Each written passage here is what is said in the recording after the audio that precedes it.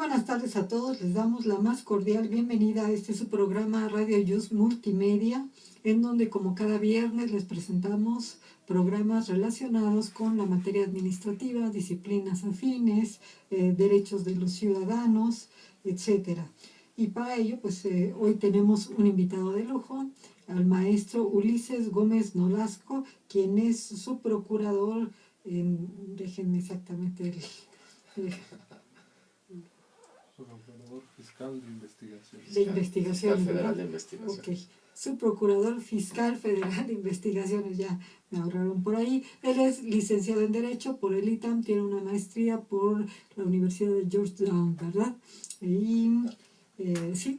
Georgia. Y okay. Está haciendo la de Sistema Penal Acusatorio. Y está cursando actualmente. Bueno, buenas tardes, maestro, ¿cómo está? Qué gusto tenerlo por aquí, agradeciéndole el tiempo que nos ha destinado para que nuestra audiencia pueda tener contacto con sus conocimientos. Dentro de otros aspectos curriculares, solamente voy a mencionar muy poquitos, es muy vasto el currículum del maestro José Ulises Gómez Nolasco, no obstante que es bastante joven. Ha sido asesor del consejero jurídico del Ejecutivo Federal, director de responsabilidades del Gobierno del Estado de México, asesor jurídico del secretario general de la Cámara de Diputados, director de análisis constitucional e instrumentos presidenciales de la Consejería Jurídica del Ejecutivo Federal, coordinador de asesores del Procurador Fiscal de la Federación, director general de delitos financieros y diversos de la Procuraduría Fiscal de la Federación, y actualmente pues se desempeña como subprocurador fiscal federal de investigaciones de la propia Procuraduría Fiscal de la Federación. Pues bueno, son solamente líneas, unas muy poquitas líneas curriculares de su vasto currículum. Encantado de tenerlo por aquí, maestro, realmente es un placer. Y lo invitamos para que nos platique sobre blockchain y los delitos fiscales, un tema realmente, diríamos, de vanguardia, que además de todo son de los temas que se están construyendo. ¿Por qué? Porque la tecnología va avanzando. Cuando ya se tiene tomadas ciertas decisiones o se tiene cierto marco de referencia, de pronto las innovaciones tecnológicas nos hacen decir hay que avanzar más rápido también jurídicamente, porque si no nos gana el paso la realidad, como es el caso, ¿verdad, maestro? Les recordamos que nuestra audiencia está constituida principalmente por académicos, no solamente de la UNAM, sino de otras universidades, ya que Radio Ellos se encuentra vinculada a una red universitaria de radio propiamente. Entonces, pues, por lo mismo, como hay alumnos, quiero pedirle que nos ubique un poco en el tema, ¿qué es el blockchain? Y ya de ahí vamos un poquito hablando de cuáles son los delitos y sobre todo aquellos que tienen repercusiones de carácter fiscal. Si es tan amable, maestro. Doctora, muchas gracias por la invitación. En primer lugar, agradecerles a usted y a Juan por esta invitación. Para mí siempre es un honor estar en la UNAM. Soy Puma de corazón desde que era niño. Sí, vino así con su bufanda de los Pumas hoy el maestro. Porque nos estamos preparando para el partido del domingo. Sí, pero bueno, entremos en materia. El contexto de blockchain. El blockchain forma parte de una serie de tecnologías disruptivas, que son tecnologías que van a transformar profundamente la manera en la cual vivimos los seres humanos hoy en día en el mundo. Por poner otros ejemplos de estas tecnologías disruptivas está Big Data, inteligencia artificial, Machine Learning, Internet of Things, Cloud Computing, digamos todo esto que está en la nube. Voy a ir tratando de brincar de los conceptos en inglés al español, porque muchos de los conceptos no tienen traducción. No. Y uno de esos conceptos es blockchain, que en la traducción literal es cadena de bloques, pero todo el mundo lo utiliza el término en inglés. Eso lo vamos a ver muy seguido en los temas tecnológicos, que se utilizan mucho los términos en inglés, y eso genera la primera barrera de conocimiento sobre estos temas. Dentro de este marco de tecnologías que van a transformar nuestro mundo está el blockchain. Internet lo que nos permitió, a partir de su maduración después de los 90, fue transmitir copias de archivos electrónicos que están en nuestro poder, poderlos replicar y mandarlos por todo el mundo. Eso es lo que nos permitió Internet. Sí. Lo que va a permitir el blockchain es transmitir valor a través del Internet. ¿Qué es más? Primero voy a explicar qué es lo que va a permitir el blockchain y luego voy a hablar un poco de su funcionamiento, ¿no? ¿Cómo funciona? ¿no? Claro. Cómo funciona para que quede claro en qué se basa esto. ¿Qué es lo que va a permitir el blockchain? Transmitir valor a través de la red. El blockchain lo que va a eliminar son los intermediarios en transacciones donde se intercambia valor. ¿Cuáles son los tres ejemplos fundamentales? Transacciones financieras, transmisiones de títulos de propiedad, y la otra es toda clase de registros. Toda clase de registros que implican la titularidad de algún bien o de algún derecho. Eso es lo que va a transformar profundamente. ¿Cómo va a lograr el blockchain transformar esto? Lo logra a partir de tres candados de seguridad. El blockchain está basado en primer lugar en la criptografía. El blockchain se basa en dos tecnologías que datan de los 70s y los 80s, no son tecnologías nuevas. Lo que fue nuevo fue su conjunción a partir del 2008 y su aplicación en 2009. Y más, creo yo, dotándolo de mayor seguridad, ¿no? Sí, bueno, es correcto, y vamos a ver cuáles son los candados de seguridad. El primer candado de seguridad que tiene el funcionamiento de blockchain es que utiliza la tecnología de hash digital. El hash digital es un sello digital, es una firma como la que se utiliza, por ejemplo, en la firma electrónica para los trámites del SAT. Es una función algorítmica que lo que permite es que cualquier archivo electrónico se le pueda ser aplicada esta función de hash digital y se convierta en un dato numérico de 64 o 256 dígitos, dependiendo del protocolo. Esos dígitos se vuelven la huella digital de ese archivo electrónico, de manera que si se altera el archivo electrónico, también se altera esta firma alfanumérica. Y eso nos permite saber que el contenido del archivo ha sido modificado. Entonces, ese es el primer candado que utiliza blockchain. Segundo candado que utiliza blockchain, que es de donde proviene su nombre, es que todos estos archivos sellados digitalmente funcionan uno de base del siguiente. Entonces tiene uno un sello que dice 0, 1, 2, 3, 4, 5 hasta el 64 con números y letras, y ese funciona de base para generar el sello del siguiente archivo. La tercera parte es que estas firmas digitales se transmiten en una red de computadoras. ¿Cómo funciona en la práctica? Tenemos un archivo electrónico, ese archivo electrónico se le aplica la función de hash digital, ese archivo electrónico se vuelve único. Aunque se transmita por la red, no hay manera de alterarlo sin que quede el rastro de que fue alterado. Sí, entonces, esa parte es la parte de fiabilidad a la cual yo me refería, ¿no? Que es el tipo de archivos que, como bien lo menciona, pueden estarlo viendo diversos espectadores, usuarios, digamos, por llamarles de mob, porque no lo van a poder modificar, pero tienen acceso al mismo, ¿no? Es correcto. Eso es lo que nos permitiría que un archivo de Word pasado por este hash digital se volviera inmodificable. Actualmente los gobiernos, las instituciones gastan muchos recursos, tanto humanos como materiales, para verificar que una transacción, un contrato, un registro sea inmodificable. Con este primer elemento asegura que ese archivo, si se modifica, quede el rastro en la firma digital. Luego, este archivo, al encadenarse con la siguiente transacción, por ejemplo, si yo le mandara, doctora, un archivo único, que por ser único tiene valor y lo quisiera transaccionar con Juan,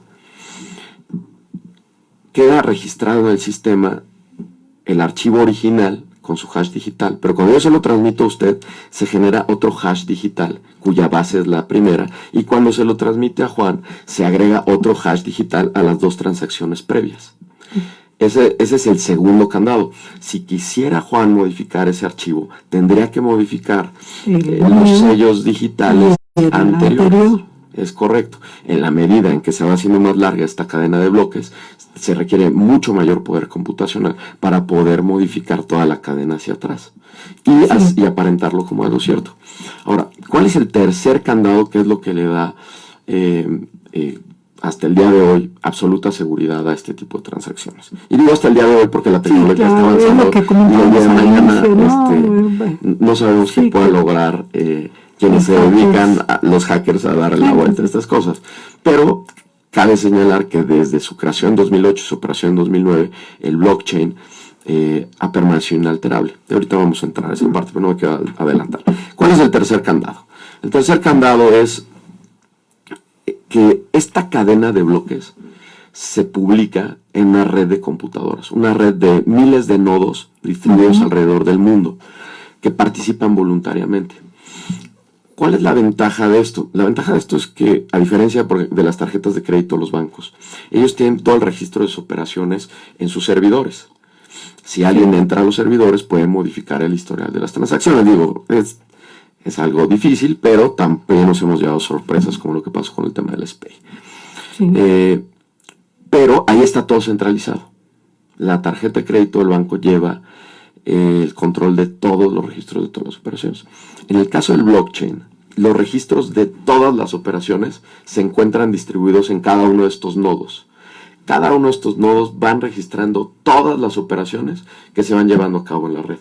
Por lo que si alguien pudiera alterar el hash digital, si alguien pudiera alterar la cadena de bloques, después tendría que alterar los registros en la mayoría de estos nodos que operan el sistema, lo cual requiere un poder computacional inmenso que hace inviable la alteración de estos bloques. Esa es la base de cómo funciona blockchain y por qué es ideal para transmitir valor, porque deja de requerirse la institución que está en medio, que es la que garantiza el notario, el banco, el registro público.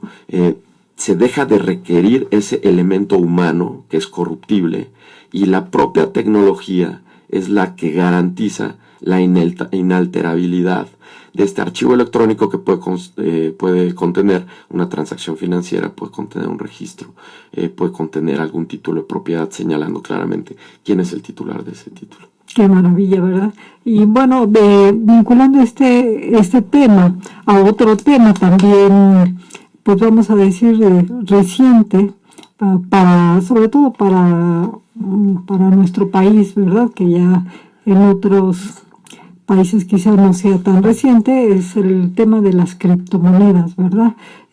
¿Pudiera explicarnos un poquito qué son las criptomonedas, cómo funcionan? Pues ya nos dio la base, pero para que nos vincule el blockchain con estas criptomonedas, por favor. ¿Cómo no? Con mucho gusto. El principal ejemplo de una criptomoneda ha sido el Bitcoin, porque reúne las características de lo que técnicamente es una criptomoneda, que es efectivamente una unidad de valor digital basada en esta tecnología criptográfica. Pero las criptomonedas es una especie dentro de un género más amplio. La ley de instituciones de tecnología financiera, yo creo que acertadamente catalogó la conocida comúnmente como ley FinTech, catalogó, estableció como género los activos virtuales. Y yo creo que fue un acierto porque, digamos, yo lo he visto en los foros internacionales en los que he participado, donde todavía en el mundo, todavía en 2018, no se ponían de acuerdo las autoridades del mundo que era una criptomoneda, que era una moneda virtual, que era un activo virtual, cuáles eran las diferencias, cuál tenía que ser el género. Yo creo que México parte de una postura adecuada, que es hablar de activos virtuales. Dentro de los activos virtuales podemos tener monedas digitales, que son monedas basadas en tecnología digital, pero no necesariamente basadas en tecnología criptográfica. Entonces, esa sería una primera diferencia. Digamos, ¿cómo poder hacer una moneda digital? Pues bueno, los puntos que genera una tarjeta de crédito o que genera alguna tienda departamental con los cuales se pueden intercambiar por recompensas, por premios. Sí. Se podría considerar eso como una moneda digital, pero no tiene una base criptográfica ni tiene una base de blockchain. Entonces, cuando nos concentramos en las criptomonedas, en sentido estricto, tenemos que estar hablando en estas unidades de valor representadas digitalmente, que corren sobre un protocolo de blockchain, en el cual requiere la parte criptográfica y la parte del registro público distribuido. Entonces, en un principio, esas serían las criptomonedas, sirven para intercambiar valor. Su origen es principalmente sustituir al dinero fiduciario. El origen del Bitcoin, porque esta es la parte interesante, el blockchain se conoce después de conocer el Bitcoin. Y el Bitcoin es una mala publicidad al blockchain, porque el blockchain es una tecnología que va a transformar nuestras vidas, que ha demostrado su operación. Y que tiene aplicabilidad en otros aspectos, no solamente en este. Y bueno, el Bitcoin, bueno, yo creo que aquí habría que abundar un poquito más, ¿no? Con estas criptomonedas. ¿Cuál es la parte atractiva, si es que la tiene? Porque vamos, o sea, financieramente han tenido mucha publicidad, ¿no? De en cuanto iniciaron, cuando inició la emisión o la creación de estas. Luego ya empezaron a haber otras criptomonedas que igualmente fueron compitiendo, ¿no? Y hoy se habla de algunas otras que tienen todavía más estabilidad o que pueden presentar mayores ventajas que la Bitcoin, ¿no? Sí, quiero hilarlo con donde me quedé en la parte anterior, porque es muy importante. Sí. Las criptomonedas nacen a partir de 2008, la crisis que sufre el mundo en 2008, justamente para tratar de sustituir el dinero fiduciario y para resolver un problema que se llama double spending, que es un problema de doble gasto que genera el dinero fiduciario a partir de los registros en las instituciones financieras. Me explico ahora a qué me refiero.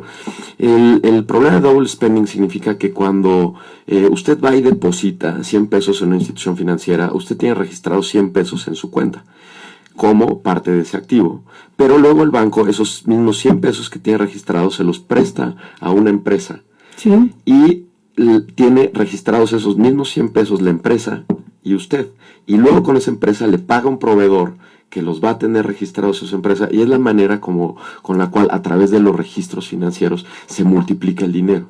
Eso genera un problema de depreciación del dinero fiduciario. A través de las criptomonedas es imposible que se dé este registro de doble gasto porque las transacciones son instantáneas. En el momento en que yo le transmito unidades de estas criptomonedas, en ese momento dejan de estar en mi registro y aparecen únicamente en el registro de quien es titular de esas unidades. Esa fue una de las intenciones centrales de la creación de las criptomonedas.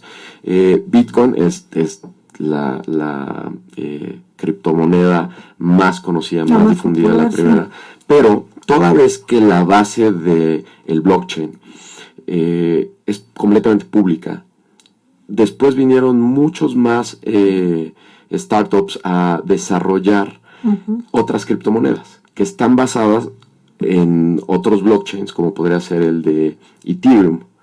Ethereum tiene su propia moneda. Ethereum es un blockchain, tiene su propia moneda que es Ether, pero además sobre ese blockchain la evolución es que en Ethereum se pueden hacer smart contracts, contratos inteligentes que se autoejecutan a partir de ese blockchain, porque dentro de cada uno de esos archivos se puede programar la operación de cada una de las transacciones para que automáticamente se hagan las administraciones de recursos a cada uno de los participantes en esa operación. Entonces, esa es la tercera evolución del blockchain, que es poder realizar contratos inteligentes donde no se requiere la intervención humana para garantizar su cumplimiento.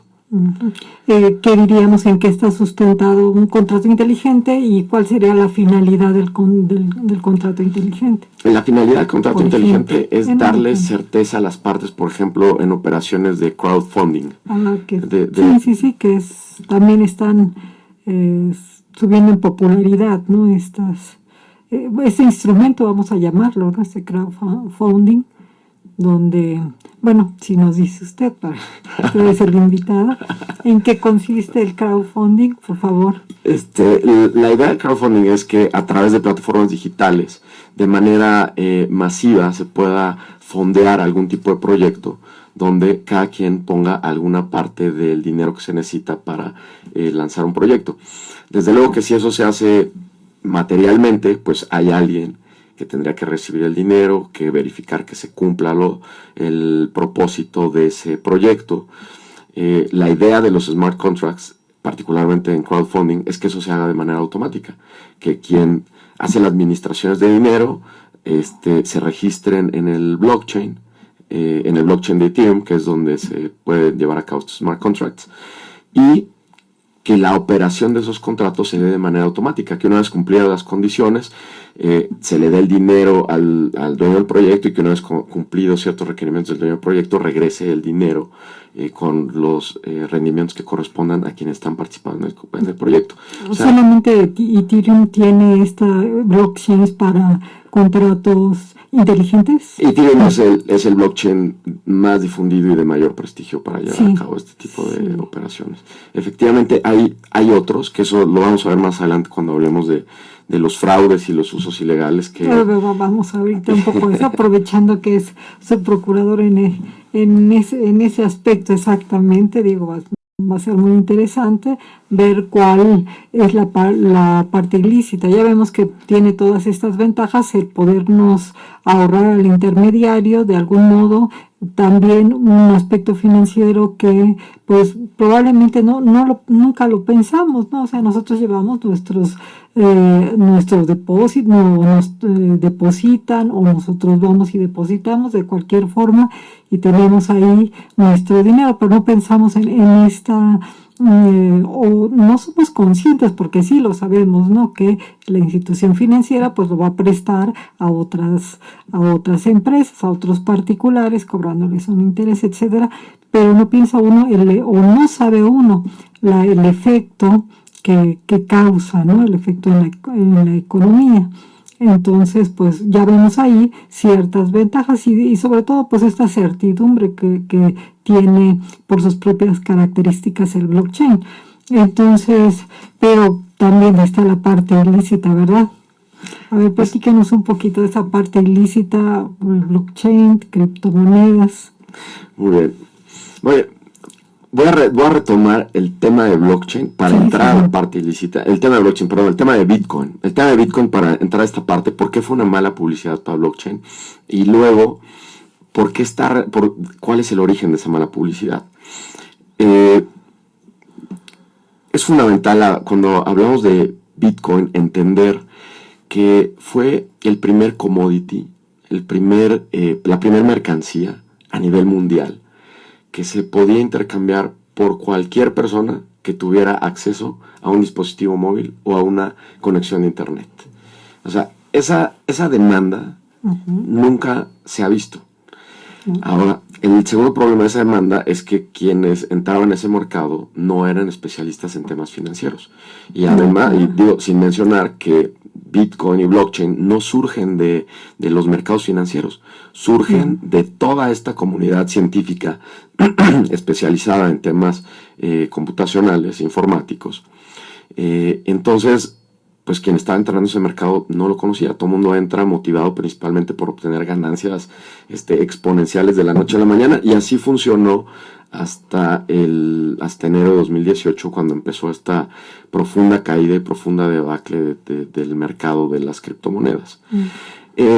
Eso generó una mala publicidad respecto de blockchain. ¿Por qué? Porque entonces se prestaba para que quienes no entendían la tecnología, no entendían el valor de generar estos archivos únicos, dijeran que era simplemente un fraude. Tan solo por sí mismo, ¿no? Sí, es correcto. Inclusive grandes especialistas económicos en el mundo llegaron a decir, económicos y financieros, llegaron a decir, sin pensar más, que era un fraude, sin ponerse a analizar que efectivamente no tiene una comparación con el oro, con los diamantes. ¿Por qué? Porque no es material las criptomonedas, no es material el Bitcoin.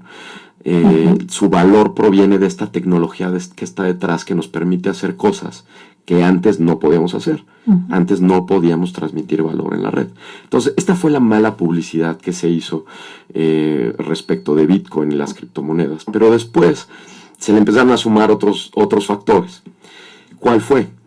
Las criptomonedas no son peores que el dinero fiduciario. No son peores que el dinero que emiten los bancos. ¿Por qué? ¿Por qué no son peores? Porque sirven exactamente para lo mismo. Nos permiten realizar pagos. ¿Cuál es la diferencia? Que nos permiten realizar pagos a través de la red. pero básicamente lo que nos permite es comprar cosas. E igual podemos comprar alimento para alguien que lo necesita, que igual se pueden comprar armas. El dinero funciona para ambas cosas.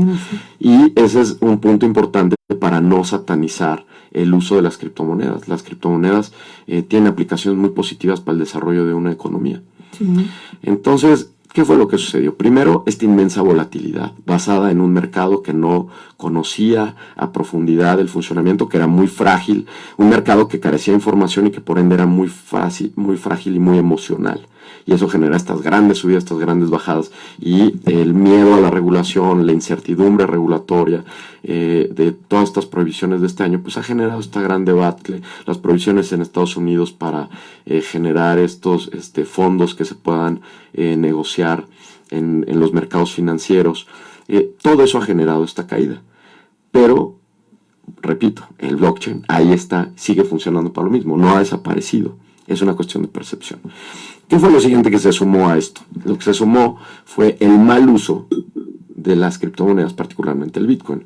El caso, hay infinidad de casos sobre los cuales platicar, pero les quiero comentar, el más emblemático se llama Silk Road, el camino de la seda. Silk Road lo abre un estudiante universitario, genera básicamente un Amazon en la dark web.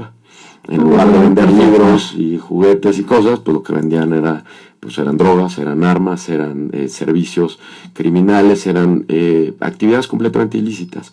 Él lo único que hace, Ross Ulbricht, lo único que hace es poner la plataforma. Pone la plataforma, cobra una comisión, pero pues todo el mundo intercambia ahí. Él no es el que directamente vende todos estos y objetos y actividades ilícitas, pero pues bueno, en Estados Unidos la juez que lo condenó le pareció que era importante mandar un mensaje y lo condenó a cadena perpetua. O sea, lo puso al nivel de los grandes criminales del mundo para mandar un mensaje que este tipo de actividades no iban a estar por encima de la ley. Es un gran mensaje porque sí, tecnológicamente se puede perseguir estos delitos. Existe, digamos, no el hecho de que se hayan transacciones con criptomonedas no significa que sean completamente irrastreables. Desde luego impone retos inmensamente superiores a los retos que tenemos ahorita como autoridades cuando tratamos de rastrear dinero fiduciario, pero no es imposible, aunado a que las transacciones dentro del blockchain, como lo mencionamos anteriormente, son completamente rastreables. ¿Por qué? Porque existe toda esta línea desde dónde salió, quién recibió, a dónde se fue. Inclusive en los casos de los hackeos, que es otra cosa que ha pasado, cuando hackean y se llevan los archivos de los exchanges, de estos centros de cambio de criptomonedas, inclusive se puede rastrear y han encontrado a gente a través del rastreo de estas criptomonedas. Sí se puede hacer dentro de la red, cuesta más trabajo. ¿Cuándo se vuelve más difícil de rastrearlo? Cuando las operaciones se llevan por completo en la Deep Web. Sí. Pero eso implica el surgimiento de una economía que se tiene que regular, que es que yo esté dispuesto a aceptar como pago las monedas virtuales, pero que yo pueda adquirir los recursos necesarios para mi subsistencia o para mi satisfacción a través también de monedas virtuales. Eso todavía no está difundido masivamente, porque lo que sí está difundido masivamente es que el mercado de las criptomonedas tarde o temprano tiene que salir a las instituciones financieras. Los ejemplos donde hemos visto que se utilizan criptomonedas, por ejemplo, para actos terroristas, tarde o temprano esas criptomonedas se tuvieron que convertir en dinero fiduciario y pasaron por las instituciones financieras. Por eso es por lo que el tema de las criptomonedas es técnicamente incorrecto satanizarlo. Se tiene que ver objetivamente cómo se ve una tecnología, que las tecnologías en su origen son neutrales, pero tienen esos usos que pueden ser buenos y malos. Sí, este es el ejemplo de las criptomonedas. Ahora, ¿qué fue? Una de las vertientes de operaciones ilícitas es este uso para estas operaciones en la red. Sí. Otra vertiente de Deep Web, ¿no? De Deep Web. Que pueden ir desde venta de drogas, estupefacientes, venta de armamento. Es correcto.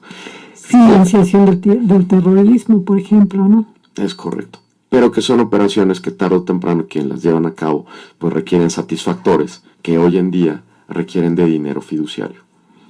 Sí, aquí bueno, también la pregunta sería, y bueno, ¿qué sucede si se trasladan valores a un país que, por ejemplo, es altamente terrorista y tiene sus propios bancos?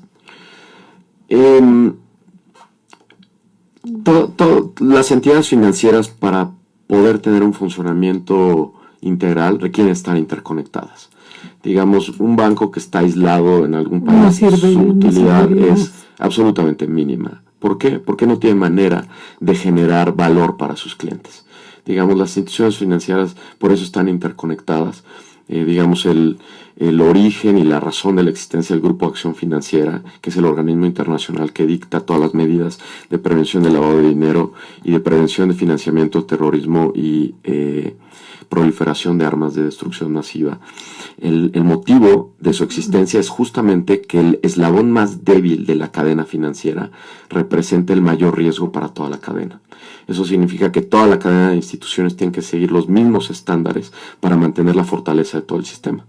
En la medida en que un país deja de cumplir con esas obligaciones que le impone este organismo internacional, se hace acreedor a sanciones o inclusive a la salida del sistema financiero. En el momento en que está fuera del sistema financiero no sirve absolutamente para nada. Entonces, esa es la manera en la cual se garantiza la fortaleza del sistema financiero, y si el uso de criptomonedas a final de cuentas pasa por el sistema financiero, pues nuestra principal preocupación sería mantener fuerte el sistema financiero, pero sobre todo empezar a desarrollar capacidades como autoridades para poder rastrear este tipo de operaciones en la red. Se requieren especialistas que investiguen con capacidades jurídicas, informáticas, financieras y tecnológicas. Se requieren agentes del Ministerio Público que entiendan el funcionamiento de estas investigaciones, y estos investigadores y estos ministerios públicos requieren tener la capacidad de entrar a una sala de juicios orales y presentarle un caso a un juez para que le quede perfectamente claro quién operó con qué monedas para comprar qué, obteniendo qué ventaja o realizando tal o cual conducta. Bueno, pues suena de un universo de profesionales en materia de tanto de fiscalización como de administración de justicia, pues todavía a mi parecer un universo muy pequeño y la demanda es alta, ¿no? Muy pequeño, pero foros y oportunidades como esta son muy importantes para que la comunidad universitaria, no solo la comunidad de la UNAM, sino todas las comunidades universitarias del país, se sensibilicen de estas nuevas necesidades de profesionales multidisciplinarios que van a velar por la estabilidad de nuestro sistema financiero y por el patrimonio de las personas. Porque, doctor, te voy a platicar ahora el tema de los fraudes. Sí, por favor. ¿Cuáles son los fraudes que hemos visto desde nuestra práctica? Vemos principalmente 5. El primero, cripto scams o que son fraudes con criptomonedas sin sustancia. ¿A qué nos referimos con un cripto scam o criptomonedas sin sustancia? Es que existen criptomonedas que operan sobre un blockchain real, que pretenden financiar proyectos reales, que tienen estudios financieros detrás, que tienen una finalidad económica y socialmente importante y válida. Claro, y que pretenden ser competitivas y superar el mercado financiero ordinario. Es correcto.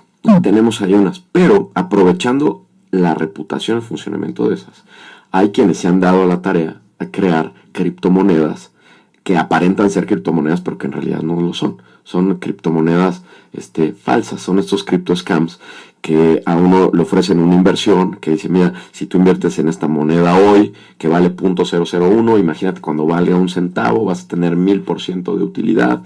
Y entonces les presentan a los inversionistas los ejemplos de la gente que efectivamente se volvió millonaria hasta antes de 2018. Efectivamente hubo mucha gente que ganó mucho dinero con la transacción de estas operaciones. Eso fue real. Sí. Pero se basaban en monedas que tenían una operación real y tenían una tecnología real. ellos lo que tratan es de engancharlos con esa historia en criptomonedas que no tienen nada. Para engañarlos. Hacen fachadas de sitios de internet, fachadas de centros de cambio en internet, donde la gente pues compra unos cupones, mete su dinero, le dicen si lo guardas aquí un tiempo te voy a dar un rendimiento tanto en un año. Y ahorita vamos a entrar después a los esquemas Ponzi, porque los esquemas Ponzi después lo que dice es, y si me traes a tu papá, a tu mamá, a tu novia, a tu primo, a tu tío, a todo mundo, y le meten tanto. Como en una pirámide, las famosas pirámides, ¿no? Exactamente. En primer lugar, a mí se me antoja un poco la idea de, igual que las empresas fantasma, pues aquí también unas criptomonedas que pues no están sustentadas en absolutamente nada, ¿no? Es una mentira. Es correcto. Realmente. Es correcto, pero ¿cuál es el gran reto aquí? ¿Cómo puede el particular verificar si es una criptomoneda, vamos a decirlo, real o si es una criptomoneda fraudulenta? ¿Tiene modo? Tiene dos modos. El primero representa un gran reto en términos personales de allegarse de la información técnica en todas estas áreas financiera, jurídica, tecnológica necesaria para verificar qué hay detrás del proyecto, para verificar quiénes son las personas que están trabajando en ese proyecto. Ese es un reto que yo creo que es una obligación, derivado de mi experiencia viendo delitos financieros durante todos estos años. Creo que es una obligación de todos los inversionistas verificar dónde ponen su dinero y exigir a quien le dan su dinero toda la información necesaria para que ellos verifiquen cuál es el objetivo, cuál es el funcionamiento del negocio, cuál es la viabilidad, dónde va a estar el dinero, quiénes son las personas que los manejan. Tienen todo el derecho porque es su patrimonio. Entonces, esa es la primera parte. La segunda parte nos involucra a las autoridades. La segunda parte es que las autoridades tenemos esa obligación y los particulares tienen ese derecho de acercarse con nosotros y preguntarnos y decir, oye, quiero poner mi dinero en este producto, quiero poner mi dinero en esta empresa, quiero poner esta empresa de criptomonedas, me está ofreciendo esto, quiero que me digas si es válida o no, quiero que tú que eres el especialista hagas el background check, hagas el análisis de todo el trasfondo de la empresa y me digas si es válida o no. Yo creo que eso es algo que tienen que hacer los ciudadanos, acercarse a las autoridades, exigirle a la CONDUCEF, a la Comisión Nacional Bancaria de Valores, a PGR, a la Procuraduría Fiscal, que les ayuden a determinar si donde están poniendo sus inversiones, sus ahorros, son válidas o no. Y hablo a título de la Procuraduría Fiscal y seguramente de mis compañeros de las demás instituciones. Sí. Para nosotros es muy importante y preferimos ayudarle a los ciudadanos antes de que sucedan las cosas. Sí, claro. Prevenir para nosotros es fundamental, porque cuando ya suceden las cosas, cuando el patrimonio ya se perdió, las historias son muy duras. Las historias son profundamente duras. Tradicionalmente se piensa que los delitos de cuello blanco no agravian profundamente a la sociedad, porque no hay sangre, porque no hay pérdida de una parte física, pero la pérdida del patrimonio es igualmente grave. Claro, claro, sí, lo hemos visto. Bueno, entonces tendríamos como primera figura estos CryptoScam, que son criptomonedas fraudulentas. ¿Cuál sería la otra? El siguiente son estos exchanges fraudulentos, estos centros de cambio, estos centros de cambio en internet que funcionan, que tienen operación, pero que después de cierto número de operaciones se quedan con los recursos del cliente, se pierden en la operación, no atienden al cliente, y el principal reto de eso, lo más grave de este reto es que la inmensa mayoría de los que están disponibles en internet, bueno, que es en el único lugar donde están disponibles, se encuentran regados por el mundo.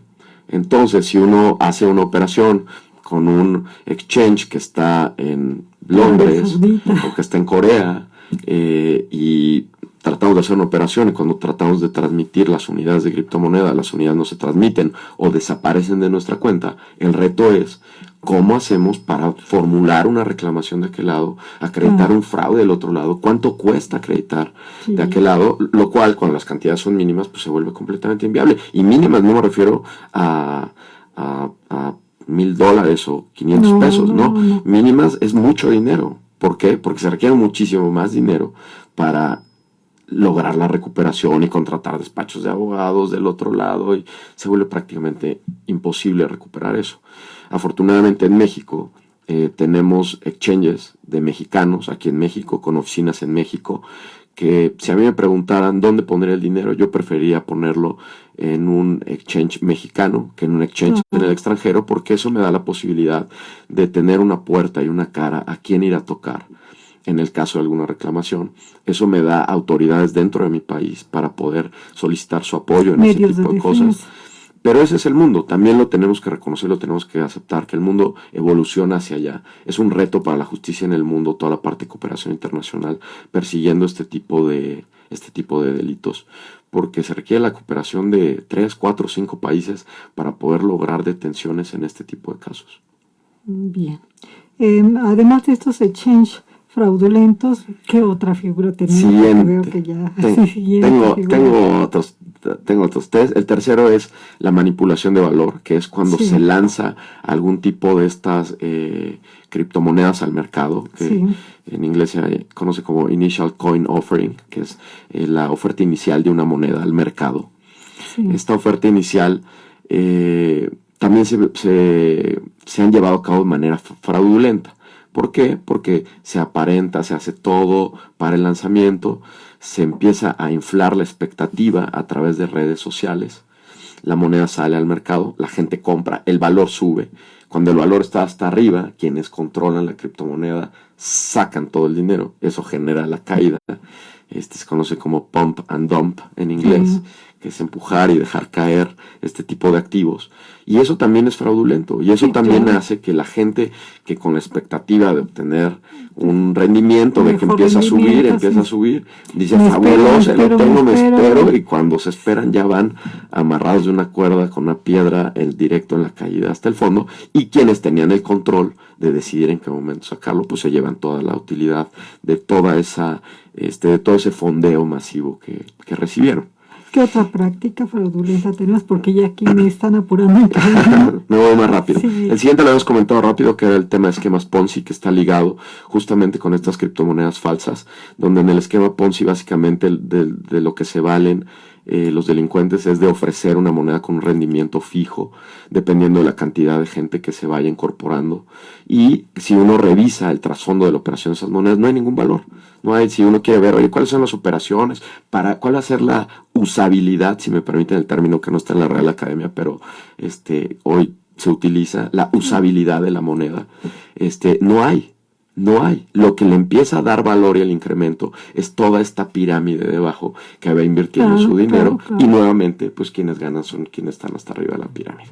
Y el último son los hackeos que han sucedido a estos centros de cambio, a estos exchanges alrededor del mundo, que es los hackers entrando a las bóvedas donde están todos los archivos con las claves privadas para poder operar estas monedas, y se llevan los archivos completos. En muchos de los casos han sido detenidos porque a través del rastreo de las monedas, donde empiezan a operar las monedas. Desde luego, esto se va a ir sofisticando con el tiempo, y ahí es donde la autoridad requiere tener mayores herramientas para intervenir. Pues bueno, ha sido muy interesante escuchar estas prácticas. Qué bueno que se anticipó a desarrollarlas, si no hubiéramos podido. Se quedan por ahí varias preguntas en el tintero, por lo tanto lo vamos a convocar para que el próximo semestre lo volvamos a tener aquí, si su agenda se lo permite. Nos agradaría mucho. Yo estaré encantado de la vida de siempre venir a esta máxima casa de estudios todas las veces que me inviten, y les agradezco mucho la invitación a esta ocasión. Muchas gracias. Queremos dar algunas palabras, puesto que hoy es el cierre de nuestra 4ª temporada del programa Rutas y Retos de Legalidad, agradeciendo pues en primer lugar a nuestro director, el doctor Raúl Contreras Bustamante, el estímulo que ha dado a este tipo de difusión de conocimientos jurídicos. Desde luego, pues agradecer a la División de Educación Abierta y Educación a Distancia, sobre todo, que son quienes se encargan de apoyar el desarrollo de la logística, el maestro César Alanís, ¿cómo se llama el chico? Oscar Telles, que también nos estuvo auxiliando bastante tiempo, la maestra Ana María Ramírez con su cápsula siempre de novedades administrativas, aunque pues esta vez no lo tenemos. Queríamos aprovechar la presencia del maestro Gómez Nolasco. Era un tema muy interesante, lo más que pudiéramos, y así se quedaron muchas cosas. A Juan Antonio Negrete Zaragoza también, que siempre honoríficamente pues nos apoya. También tiene su cápsula cultural, pero pues bueno, esta vez no la tuvimos tampoco, ¿verdad? E invitándolos para que nos escuchen el próximo 1 de febrero en el primer programa de nuestra 5ª temporada.